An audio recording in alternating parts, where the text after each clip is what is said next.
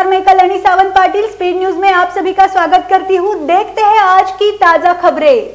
इथं आपल्या पाल्याचा कल कळेल, त्याचे करिअर विषयी निवड ठरेल, त्यासाठी त्याला तज्ञांचे योग्य मार्गदर्शन मिळेल। स्पर्धेसाठी आत्मविश्वास आणि परीक्षेची परिपूर्ण तयारी, पोषक आहार, चांगले संस्कार, शालेय शिक्षण, खेळाचे आणि कलेचे प्रशिक्षण एकाच ठिकाणी। ये अपना संजीवन है। Sanjeevan group of schools, Panhala, Kolhapur. फक्त शाळेत नाही, आता संजीवनला जायचं। आर्मेनिया और अजरबैजान के बीच जंग तेज हो गई है और इसमें रूस और तुर्की के उतरने का खतरा पैदा हो गया है। इस बीच दोनों देश के युद्ध में अब तक 80 से ज्यादा सैनिक और लोगों की मौत हो गई है। आर्मेनिया और अजरबैजान के बीच विवादित क्षेत्र नागोर्नो काराबाख को लेकर शुरू हुआ युद्ध जारी दिनों ही दशा के एक दूसरे पर टैंकों, तोपों और हेलीकॉप्टर से घातक हमले करने का आरोप लगाया है। बताया जा रहा है कि इस जंग में अब 80 से ज़्यादातर लोगों की मौत हो गई और सैकड़ों लोग घायल हो चुके हैं। गुलाम नबी आजाद ने राज्यसभा में कहा था, सदन में यह मेरा आखिरी स्पीच हो सकता है। राज्यसभा की कार्यवाही स्थगित होने से एक दिन पहले कांग्रेस नेता का भाषण आजाद कांग्रेस के उन 23 नेताओं में शामिल है जिन्होंने सोनिया गांधी को लिखा था पत्र। किसान बिल पर संसद में नरेंद्र मोदी सरकार को घेरने असफल रही कांग्रेस संसदीय दल नेतृत्व बदलाव की आहट के बीच पार्टी के दिग्गज नेता गुलाम नबी आज़ाद के बयान ने सबको चौंका दिया है। सोनिया गांधी को पत्र लिखने वाले G23 में शामिल आज़ाद ने कहा, राज्यसभा में एक बहस के दौरान कहा कि यह संसद में उनका आखिरी संबोधन हो सकता है। ऐसे भी कहा जा रहा है कि अगले सत्र में कांग्रेस के संसदीय नेतृत्व में बड़ा बदलाव हो सकता है और इसमें राहुल गांधी की छाप दिखेगी। सीरम इंस्टीट्यूट अब भारत के लिए दोगुनी मात्रा में कोरोना वैक्सीन बनाएगा। कंपनी ने एक ट्वीट में कहा है कि अब उसने 10 करोड़ की जगह 20 करोड़ वैक्सीन डोज तैयार करेगा।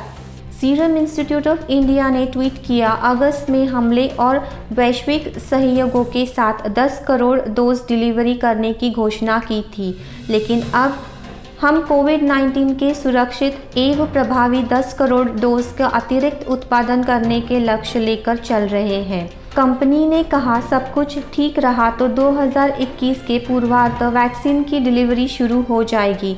इससे भारत में कोविड वैक्सीन बनने की शुरुआत कर दी है। नारकोटिक्स कंट्रोल ब्यूरो ने सोमवार को बॉम्बे हाई कोर्ट में रिया चक्रवर्ती और उनके भाई शौविक चक्रवर्ती की जमानत का विरोध करते हुए दाखिल एफिडेविट में कहा है कि ये ड्रग सिंडिकेट के एक्टिव मेंबर है। नारकोटिक्स कंट्रोल ब्यूरो ने सोमवार को बॉम्बे हाई कोर्ट में रिया चक्रवर्ती और उनके भाई शौविक चक्रवर्ती की जमानत का विरोध करते हुए दाखिल एफिडेविट में कहा है कि ये ड्रग सिंडिकेट के एक्टिव मेंबर है। एनसीबी के जोनल डायरेक्टर समीर वानखेड़े की ओर से दाखिल जवाब में कहा गया है कि इस बात की पुख्ता सबूत है कि रिया ने ड्रग्स तस्करी को फाइनेंस किया। पीएम नरेंद्र मोदी ने कहा है कि कुछ लोग कृषि सुधार कानूनों का विरोध सिर्फ विरोध के लिए कर रहे हैं। वे ना तो किसानों के साथ है, ना युवाओं के साथ और ना ही जवानों के साथ। पीएम नरेंद्र मोदी ने कहा है कि कुछ लोग कृषि सुधारक कानूनों का विरोध कर रहे हैं क्योंकि उनके लिए काले धन की कमाई का एक और स्रोत बंद हो गया है। कृषि कानूनों का विरोध कर रहे लोग किसानों के खिलाफ है। वे चाहते हैं कि बिचौलिएपन पे पीएम मोदी के उत्तराखंड में मेगा परियोजनाओं के उद्घाटन पर कि जो लोग कृषि सुधारकों कानूनों का विरोध कर रहे हैं वह नहीं चाहते हैं कि किसानों को खुले बाजार में अपनी उपज बेचने की आज़ादी मिले। भारत सरकार ने गिलगित बल्तिस्तान में चुनाव करवाने की पाकिस्तान की कोशिश पर बड़ी आपत्ति जताई है और कहा है कि पाकिस्तान इस इलाके पर गैर कानूनी तरीके से कब्जा किए हुए है। भारत सरकार के विदेश मंत्रालय ने मंगलवार को बयान जारी कर कहा, इसी साल 15 नवंबर को गिलगित बल्तिस्तान में विधानसभा चुनावों की घोषणा के बारे में हमने खबरें देखी और हम पाकिस्तान सरकार की इस घोषणा का विरोध करते हैं। एक तरफ भारत जहां आधुनिक उपकरणों से लगातार अपनी सैन्य क्षमता में इजाफा कर रहा है, वहीं दूसरी तरफ उसका सबसे अनुभवी वॉरशिप INS विराट रिटायर हो गया है। दुनिया में सबसे ज्यादा वक्त तक सर्विस देने वाले इस वॉरशिप को अब पुर्जा किए जाने की तैयारी हो चुकी है। पिछले साल INS विराट मुंबई स्थित डॉकयार्ड से गुजरात के अलांग कोस्ट पहुंचा था। 28 नवंबर को यहाँ थैंक यू विराट शीर्षक के साथ एक आयोजन किया था।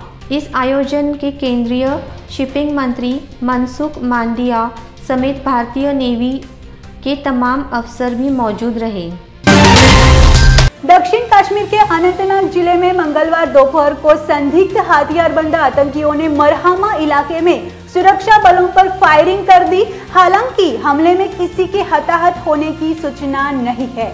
हमले के बाद तुरंत पूरे इलाके को सील कर दिया गया है और हमलावरों की तलाश की जा रही है। मालूम हो कि सोमवार को शोपिया जिले में आतंकियों ने BDC कर्मचारियों के घर घुसकर गोली मारकर उनकी हत्या कर दी। घटना के बाद आतंकी मौके से भाग निकले थे। उनकी तलाश के लिए पूरे इलाके में अभियान चलाया जा रहा है। कोरोना एक महामारी है जो प्रकृति प्रदत्त हो या चीन के द्वारा फैलाया गया हो। विश्व के 100 वर्षों का इतिहास गवाह है कि कोई भी वायरस समय के साथ नष्ट हो जाता है। इसीलिए कोरोना वैक्सीन की अनिवार्यता मत करो। इस मांगनी का निवेदन पंचगव्य डॉक्टर्स एसोसिएशन कोल्हापुर के सदस्य मंडल ने दिया। जब तक वैक्सीन के टीके बनते हैं और बाजार में आते हैं, तब तक उस वायरस का सफाया प्रकृति स्वयं कर देती है, जैसे कि कोरोना का हो रहा है। प्राप्त जानकारी के अनुसार वैक्सीन बनाने में गर्भस्थ गाय के बछड़े को मारकर उसके हृदय से निकाले गए रस का उपयोग होने जा रहा है। कोरोना वैक्सीन बनाने में जिन केमिकल का उपयोग होने जा रहा है, उससे समीकरण का 100% खुलासा नहीं किया जाने का प्रबंधन है। आज की ताजा खबरों में बस इतना ही। देखते रहे स्पीड न्यूज लाइव 24। शुक्रिया।